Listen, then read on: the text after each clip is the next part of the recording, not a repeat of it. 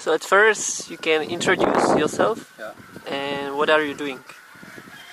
Yes, my name is James Waithaka. I'm the chairman and founder of OGSY Kenya and CEO of Altasman. And basically my work is to empower young mothers through sports. Mostly I'm using football as a tool for change. Yeah. And here we are in the complex where there's a school, field, there are also houses.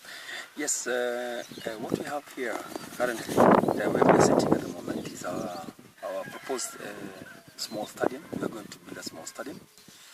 It's a complex for sure, because we have a school, we have homes for these young mothers, and then we have a place for them to be able to play. It's safe for them rather than in the slum. It's where their children get education together with children in the community. So the complex here, like the football field, we are going to use it as a football academy to empower girls as well as boys. Yeah. So your project is called OGSY Kenya? Yeah, my project is called OGSY Kenya. And OGSY Kenya stands for Old is Gold Slum Youth. Why Old is Gold? Old is Gold is because when I started women football back in 1994, I started coaching girls when I was 16 years old. And currently today, I'm happy that today is my birthday. It's my 41st birthday, and still going on with the girls. The reason why I started is because of the situation in the slum, where you find that young mothers are suffering a lot. And I am a child of a single mother. I have never come across to my father, so I have knew what my mother have undergone throughout the year. So I decided I want to be the one person who will do a different thing from men football and to women football. Yeah. So you grew up in slum? Yes, I grew up in Matare slum. Most of my life I've spent my life in the slum, and it was tough, because growing up in a family of 7 where you couldn't get enough food to eat. So at the age of 7 years old, I ran away from home, and I went to the street, and I stayed in the street for 6-7 years. Came back home when I was 14. 7 years without going home. I never knew where my parents were. So it wasn't easy. It is a tough life in Islam. But I'm proud to have been born there, because Islam, it's like a fire. It burns you to be either good or bad. If you decide to be a good person in Islam, you can be. The only thing you have to do is to keep hope and believe, to believe that everything can be okay. Because what I believe is that personally as James, I was born in the slum, but the slum was not born in me. I was born poor, but poverty is not permanent. I had to work very hard to be where I am today. Yeah. So this experience, you think it influenced you a lot to where you are now? Yeah, it influenced me a lot. It's every day, every morning. It gives me another chance. It gives me another energy to wake up every morning to do something for someone else. It's not easy. It's not easy to come out of slum. I'm lucky. I can say I'm lucky to come out of slum and to be where I am, where I'm safe. I can sleep comfortably, But so many other people are suffering in the slum. Earning less than $1 a day is a tough life. So the motivation, this hard, tough life in Islam, have given me energy to wake up every morning and try and change a life, either for a young girl or for a young child.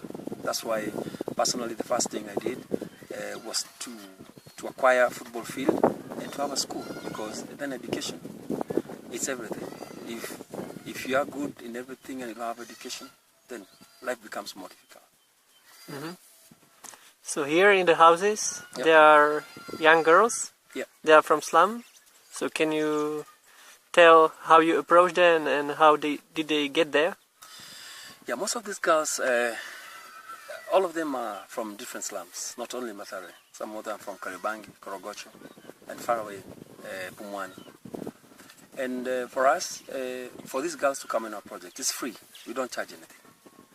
But some of these girls are girls who have suffered quite a long time, for a period of time. They became, pregnant when they were very young. And one of them became pregnant when she was 13 years old. Today she has 3 children. And I have known them all these years.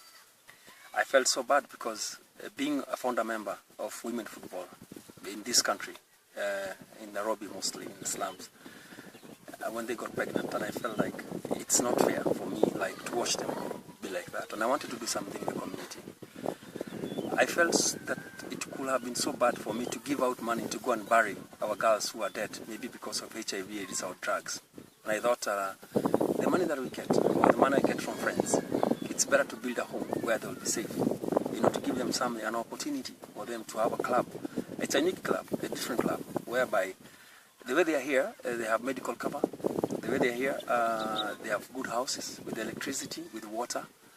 They are a place they call home, far away from the slum. Their children are going to school on a daily basis. They are having food in the school. They are having books. They are having uniforms.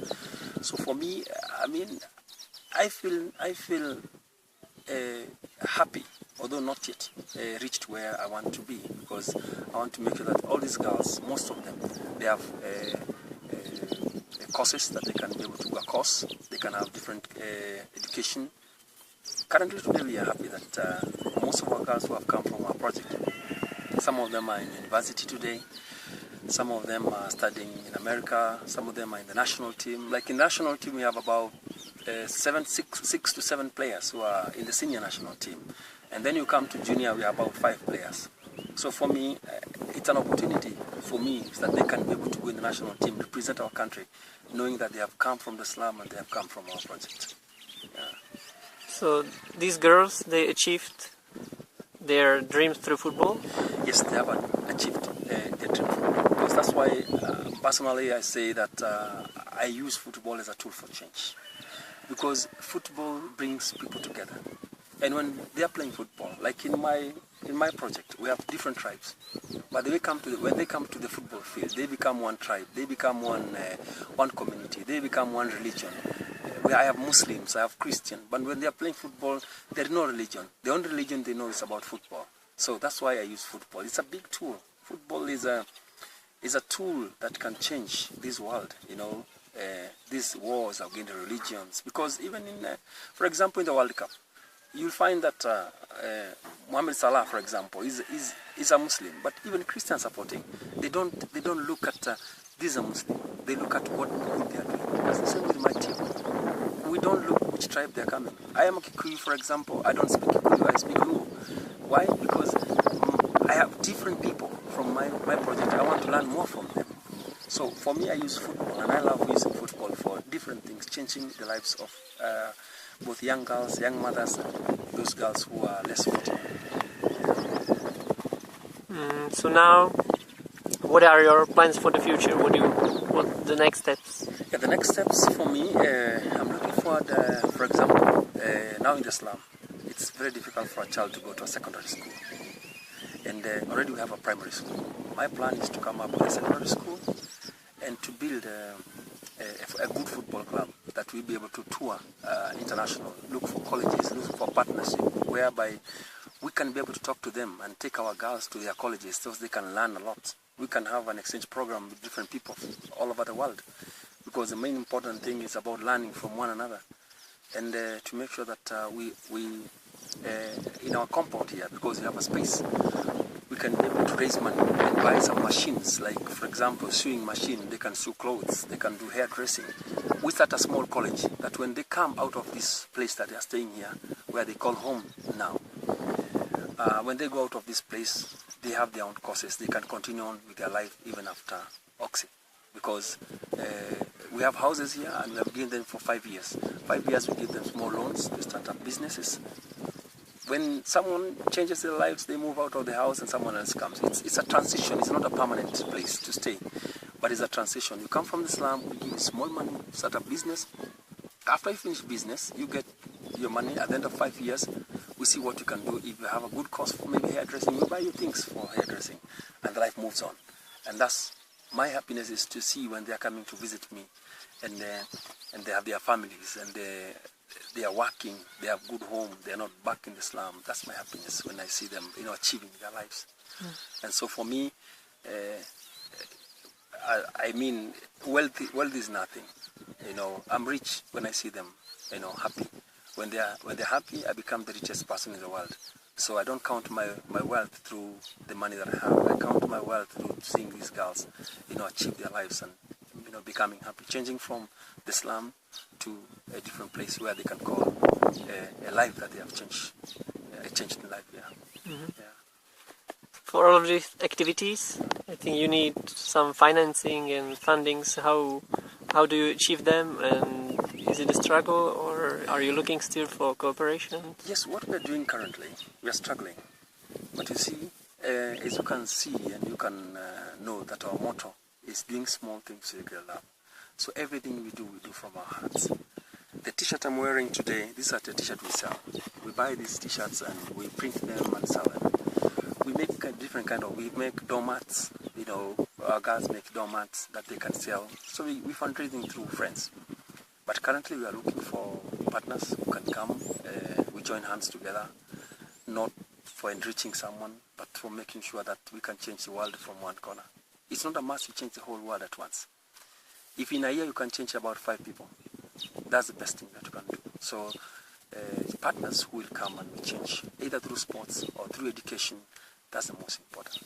Because we are looking at partners who are like, they're looking, where are we going?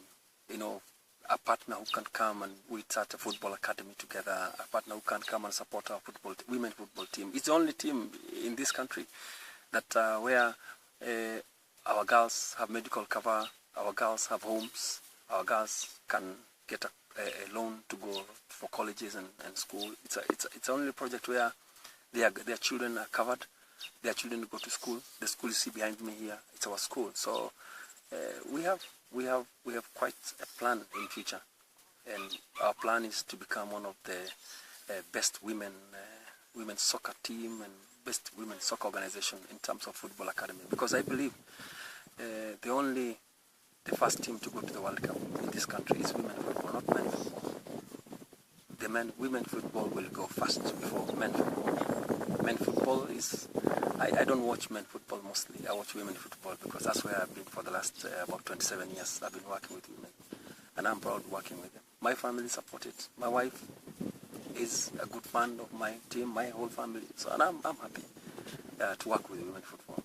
Yeah. So partners outside there who feel that they can come and we work together. I mean, they're welcome.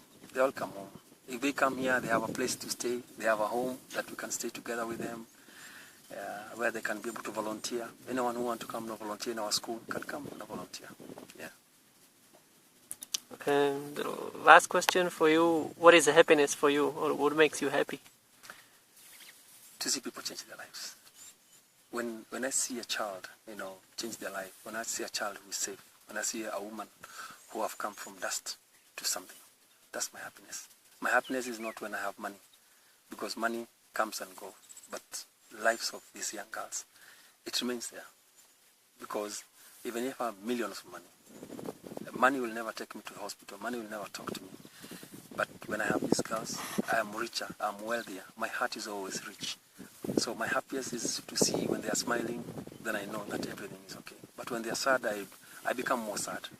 So my happiness is to see the other person who is next to me happier than me. But my main goal is to make someone a better person than the way I am. So if they achieve their lives and become better, that's my happiest moment, when I see someone else achieving greater things than I do. Because at the end of the day, we don't count our wealth with what we have. If it's a house, one day you'll die and leave it. But when you have people around you, then that's the best wealth than anything else in life. Yeah. Thank you, Coach. Welcome, sir.